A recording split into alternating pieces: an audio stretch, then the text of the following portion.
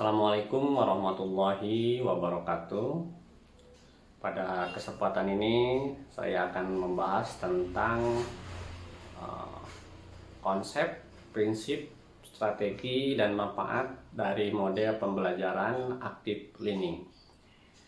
Materi ini menjadi relevan dalam konteks pendidikan modern yang semakin kompleks dan dinamis. Saya akan mengupas berbagai aspek yang terkait dengan active learning, termasuk metode pelaksanaannya, peran guru dan siswa, serta dampak positifnya terhadap pencapaian tujuan pembelajaran. Dengan memahami konsep ini secara mendalam, diharapkan implementasi active learning dalam konteks pembelajaran menghasilkan pengalaman pembelajaran yang lebih interaktif, bermakna, dan efektif. Ada beberapa topik bahasan yang akan saya uraikan, yaitu tentang definisi active learning, yang kedua tentang karakteristik active learning, selanjutnya yang ketiga tentang prinsip-prinsip active learning, yang keempat langkah-langkah atau sintak active learning, selanjutnya yang kelima jenis-jenis active learning, yang keenam dan ketujuh yaitu kekurangan dan kelebihan active learning. Baiklah, kita mulai dari pengertian active learning. Active learning atau pembelajaran aktif adalah segala bentuk pembelajaran yang memungkinkan siswa berperan secara aktif dalam proses pembelajaran, baik dalam bentuk interaksi antar siswa ataupun siswa dengan guru dalam proses pembelajaran. Hal ini disampaikan Suyudi pada tahun 2013 halaman 11. Nah, pendapat yang disampaikan oleh Suyudi ini menunjukkan bahwa active learning adalah pembelajaran yang melibatkan siswa secara aktif dalam proses pembelajaran. Siswa tidak hanya sebagai objek yang mendengarkan penjelasan guru, tetapi siswa juga sebagai subjek yang dilibatkan melakukan berbagai aktivitas pembelajaran. Nah, mengenai hal ini diperkuat oleh Wina Sanjaya. Menurutnya, pembelajaran aktif adalah pembelajaran yang melibatkan siswa secara aktif dalam proses pembelajaran. Siswa tidak hanya mendengarkan penjelasan guru, tetapi juga terlibat dalam kegiatan-kegiatan belajar yang menuntut mereka untuk berpikir, memecahkan masalah, dan mengkonstruksi pengetahuan mereka sendiri. Nah, berdasarkan uraian yang tadi saya sampaikan, dapat disimpulkan bahwa active learning atau pembelajaran aktif adalah suatu proses belajar mengajar yang melibatkan siswa secara aktif dalam kegiatan pembelajaran. Siswa tidak hanya menjadi penerima pasif informasi, tetapi juga menjadi subjek aktif dalam proses pembelajaran. Nah, itu yang saya sampaikan mengenai definisi. Selanjutnya, karakteristik active learning. Nah, ini menurut Muhammad Soleh dan Nurul Huda disebutkan bahwa karakteristik active learning meliputi yang pertama, siswa terlibat secara aktif dalam proses pembelajaran. Jadi siswa tidak hanya mendengarkan penjelasan guru, tetapi juga terlibat dalam kegiatan-kegiatan belajar yang menuntut mereka untuk berpikir, memecahkan masalah, dan mengkonstruksi pengetahuan mereka sendiri. Yang kedua, menurut Soleh dan Nurul Huda, siswa dituntut untuk berpikir kritis, kreatif, dan memecahkan masalah. Jadi active learning menuntut siswa untuk berpikir kritis, kreatif, dan memecahkan masalah dalam proses pembelajarannya. Kemudian yang ketiga, siswa dituntut untuk bekerja sama dan berkomunikasi. Jadi active learning memberikan kesempatan kepada siswa untuk bekerja sama dan berkomunikasi dengan teman sekelas mereka dalam proses pembelajarannya. Nah, ini disampaikan oleh Wina Sanjaya bahwa karakteristik active learning meliputi yang pertama, proses pembelajaran berpusat pada siswa. Jadi siswa menjadi subjek pembelajaran, bukan objek. Selanjutnya yang kedua, pembelajaran berlangsung secara interaktif. Jadi siswa di sini dan guru saling berinteraksi dalam proses pembelajaran. Selanjutnya, pembelajaran berlangsung secara kontekstual. Materi pembelajaran dikaitkan dengan kehidupan sehari-hari siswa. Selanjutnya, pembelajaran berlangsung secara bermakna. Jadi siswa dapat memahami dan menerapkan materi pembelajaran dalam kehidupannya sehari-hari. Nah, apa yang disampaikan oleh Muhammad Soleh dan Nurul Huda serta Wina Sanjaya tentang karakteristik active learning memiliki esensi yang kurang lebih mirip atau sama. Bahwa active learning atau pembelajaran aktif memiliki beberapa karakteristik berikut. Yang pertama, karakteristik active learning adalah menumbuhkan siswa terlibat dalam kegiatan-kegiatan belajar yang menuntut mereka untuk berpikir, memecahkan masalah, dan mengkonstruksi pengetahuan mereka sendiri. Yang kedua, active learning menuntut siswa untuk berpikir kritis, kreatif, dan memecahkan masalah dalam proses pembelajaran. Selanjutnya, active learning memberikan kesempatan kepada siswa untuk bekerja sama dan berkomunikasi dengan teman sekelas mereka dalam proses pembelajaran. Nah, poin penting lainnya tentang karakteristik active learning ini adalah bahwa proses pembelajaran berpusat pada siswa. Jadi siswa menjadi subjek pembelajaran ya, bukan objek. Yang selanjutnya, pembelajaran berlangsung secara interaktif. Jadi siswa dan guru saling berinteraksi dalam proses pembelajaran. Selanjutnya, pembelajaran berlangsung secara kontekstual. Jadi materi pembelajaran dikaitkan dengan kehidupan sehari-hari. Dan yang tidak kalah penting bahwa pembelajaran aktif atau active learning ini berlangsung secara bermakna. Jadi siswa dapat memahami dan menerapkan materi pembelajaran dalam kehidupan sehari-hari. Nah, demikian karakteristik active learning. Selanjutnya, prinsip active learning. Menurut Bonwell dan Eschen, prinsip active learning adalah sebagai berikut. Yang pertama, prinsip keterlibatan. Jadi siswa harus secara aktif terlibat dalam pembelajaran, bukan hanya mendengarkan dan menerima materi secara pasif. Yang kedua, prinsip berpikir. Jadi siswa harus didorong untuk berpikir kritis dan memecahkan masalah. Yang ketiga, prinsip kerjasama. Jadi siswa harus didorong untuk bekerja sama dengan orang lain untuk belajar. Yang keempat, prinsip aplikasi. Jadi siswa harus diberi kesempatan untuk menerapkan apa yang mereka pelajari dalam dunia nyata. Sedangkan menurut Soleh dan Huda, prinsip active learning ada sebagai berikut. Yang pertama, prinsip keterlibatan. Yang kedua, prinsip motivasi. Yang ketiga, prinsip kebermaknaan. Yang keempat, prinsip kebervariasian. Jadi berdasarkan pernyataan Bonwell dan Eschen serta Soleh dan Huda, ada beberapa persamaan atau irisan mengenai prinsip active learning, yaitu diantaranya prinsip keterlibatan, prinsip berpikir, prinsip kerjasama, prinsip aplikasi, prinsip kebervariasian. Nah, pada prakteknya prinsip-prinsip tersebut saling berkaitan dan saling mendukung satu sama lain. Dengan menerapkan prinsip-prinsip tersebut, diharapkan pembelajaran dapat menjadi lebih bermakna dan efektif bagi siswa. Penerapan prinsip pembelajaran aktif membutuhkan kreativitas dan inovasi dari guru.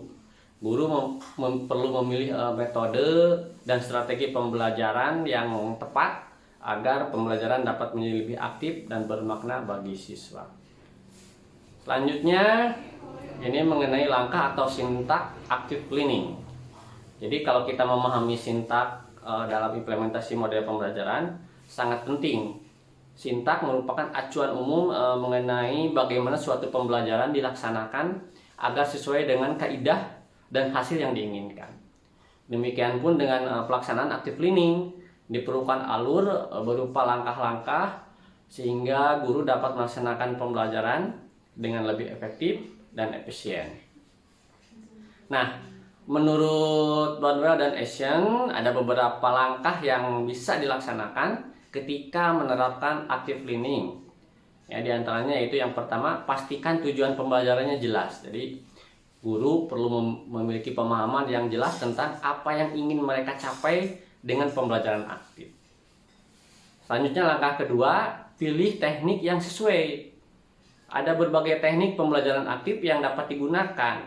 Pilih teknik yang sesuai dengan tujuan pembelajaran dan karakteristik siswa. Selanjutnya, latih siswa. Jadi siswa perlu memiliki keterampilan dan pengetahuan dasar yang diperlukan untuk berpartisipasi dalam pembelajaran aktif. Yang keempat, langkah keempat, berikan umpan balik.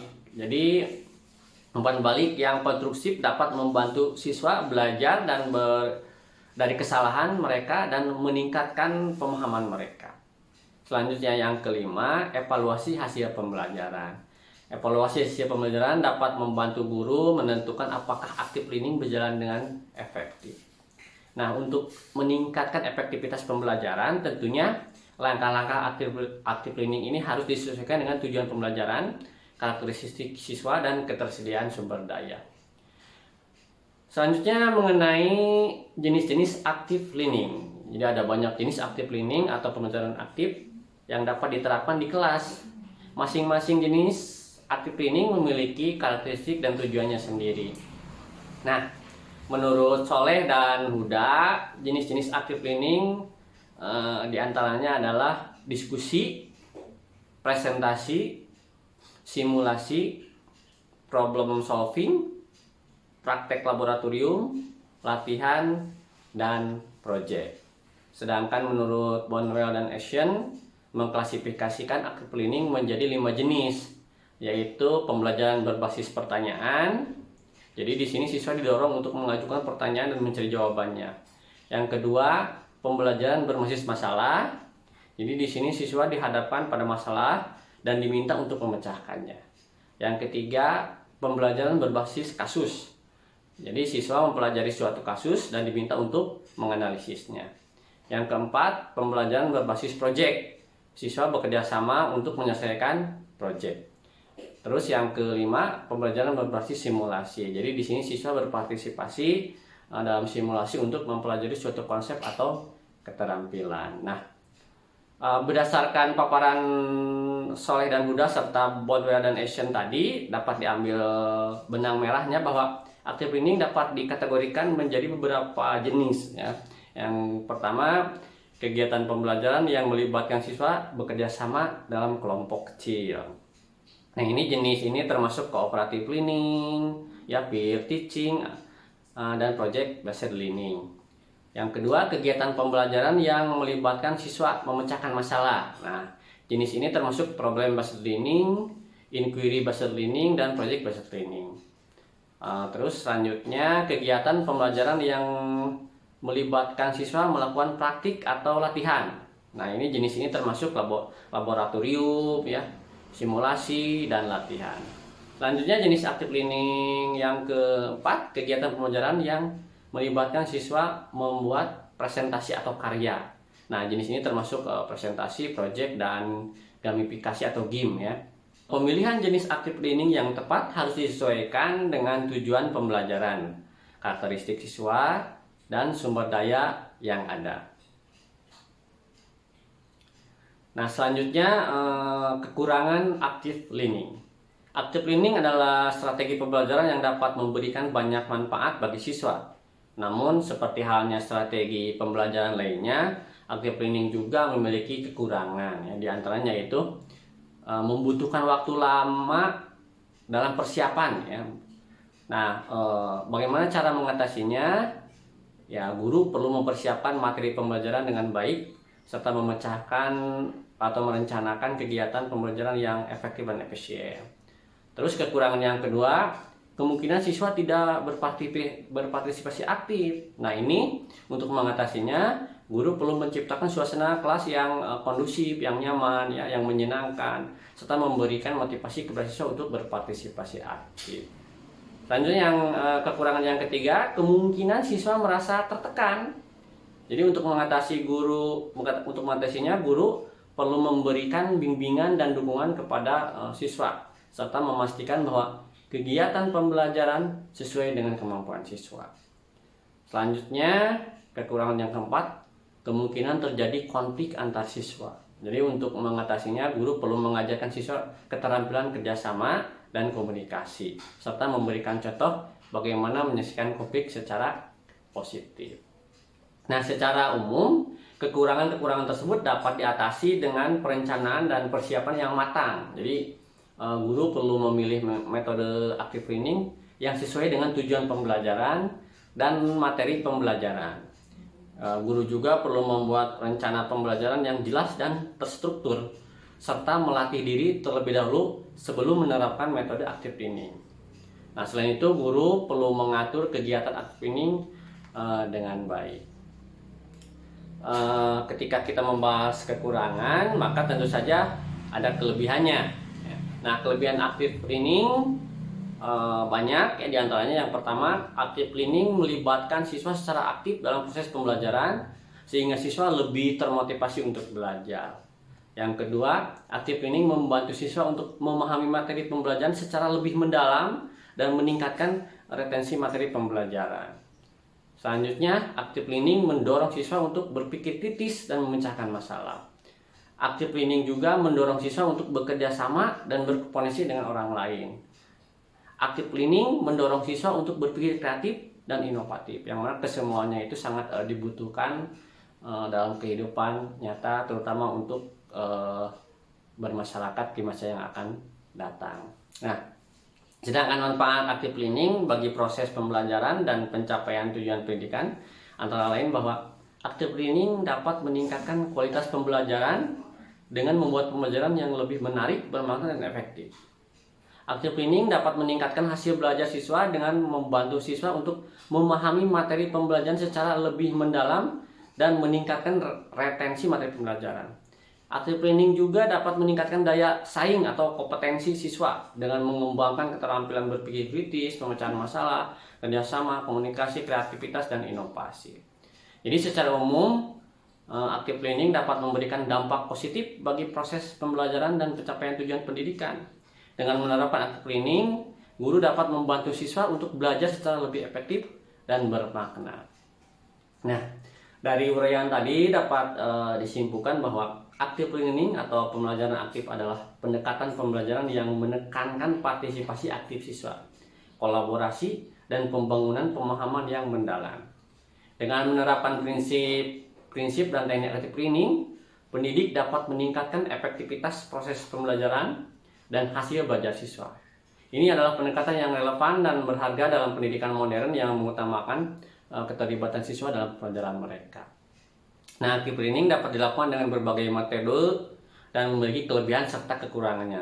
Terlepas dari semua itu, active learning dapat memberikan manfaat yang besar bagi proses pembelajaran dan pencapaian tujuan pendidikan.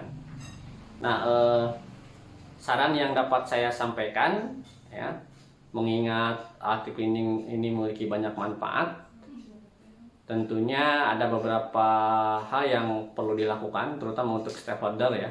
Yang pertama untuk pendidik. Jadi di sini pendidik perlu memahami apa itu active learning serta prinsip-prinsip yang mendasarinya.